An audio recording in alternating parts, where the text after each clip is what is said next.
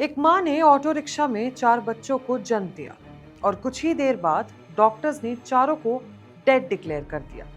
परिवार का आरोप है कि अगर एम्बुलेंस वक्त पर आ जाती तो शायद आज ये चारों जिंदा होते। सवाल सिर्फ इतना नहीं है कि मध्य प्रदेश के मंडला में क्या हुआ। सवाल ये है कि आखिर 2026 में भी भारत में लोग एम्बुलेंस का इंतजार करते करते अपनों को क्यों खो देते हैं। ये पहली बार नहीं हुआ है। कभी कोई महिला सड़क पर बच्चे को जन्म देती है, कभी चारपाई पर हॉस्पिटल ले जाई जाती है, कभी एम्बुलेंस डीजल खत्म होने की वजह से नहीं चलती और कभी इमरजेंसी नंबर मिलाने के बाद भी गाड़ी नहीं पहुंचती। तो क्या रजनी के 4 बच्चों की मौत सिर्फ एक मेडिकल कॉम्प्लिकेशन थी या फिर ये इंडिया के इमरजेंसी हेल्थ केयर सिस्टम की एक और हार्ट ब्रेकिंग फेलियर स्टोरी है। ये घटना मध्य प्रदेश के मंडला डिस्ट्रिक्ट की है। 28 साल की रजनी सिंगरम अपनी प्रेगनेंसी के 7वें महीने में थी। डॉक्टर्स के मुताबिक उनके पेट में सिर्फ 1 या 2 नहीं बल्कि 4 बच्चे थे।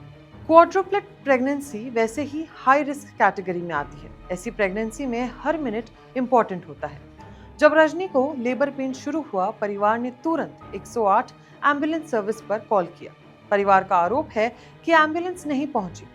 हर मिनट के साथ रजनी का दर्द बढ़ता गया और आखिरकार परिवार ने इंतजार छोड़ दिया। एक ऑटो रिक्शा बुलाया। सबसे पहले उन्हें घुटस प्राइमरी हेल्थ केयर ले जाया गया, लेकिन वहां डॉक्टर्स ने उन्हें कम्युनिटी हेल्थ सेंटर रेफर किया, यानी एक हॉस्पिटल से दूसरा हॉस्पिटल। और इसी रेफरल के बीच ऑटो रिक्शा के अंदर ही रजनी ने एक के बाद एक 4 बच्चों को जन्म दे दिया। 3 लड़के और 1 लड़की।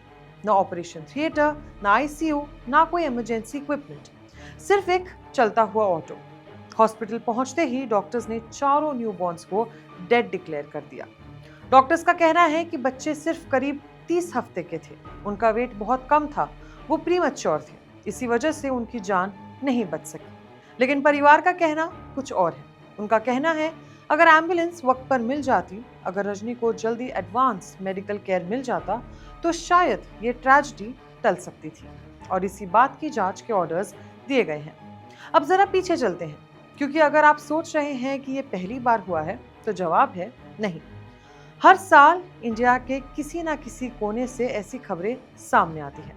कुछ साल पहले इसी मध्य प्रदेश में एक प्रेग्नेंट वुमन को एम्बुलेंस नहीं मिली। परिवार ने उन्हें हाथ गाड़ी पर हॉस्पिटल ले जाना शुरू किया। रास्ते में डिलीवरी हुई और बच्चे की मौत हो गई। ओडिशा, एक महिला को हॉस्पिटल तक पहुंचाने के लिए चारपाई पर किलोमीटर तक उठाया गया। वीडियो वायरल हुआ। ऑफिशियल्स ने इंक्वायरी की। झारखंड, एक प्रेग्नेंट वुमन को नदी पार करके हॉस्पिटल जाना पड़ा क्योंकि ब्रिज ही नहीं था।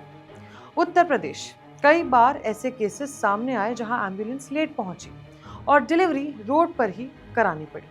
राजस्थान, हॉस्पिटल ने रेफरल दिया, रेफरल के बाद दूसरा रेफरल, फिर तीसरा और बीच रास्ते में पेशेंट की डेथ।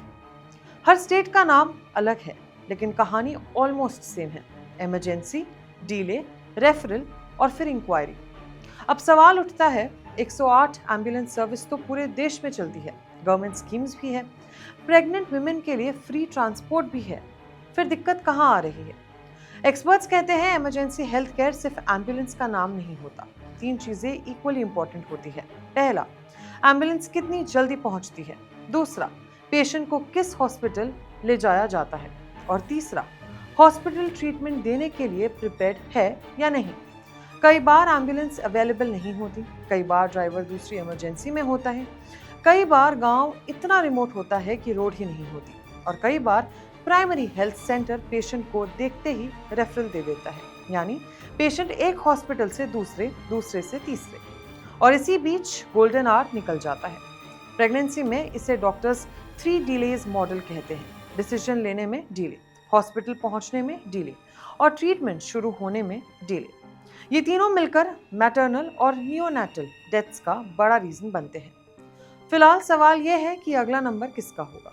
अगर आपको ये वीडियो पसंद आई हो तो इसे शेयर जरूर करें, लाइक करें और एज न्यूज़ को सब्सक्राइब करें। धन्यवाद।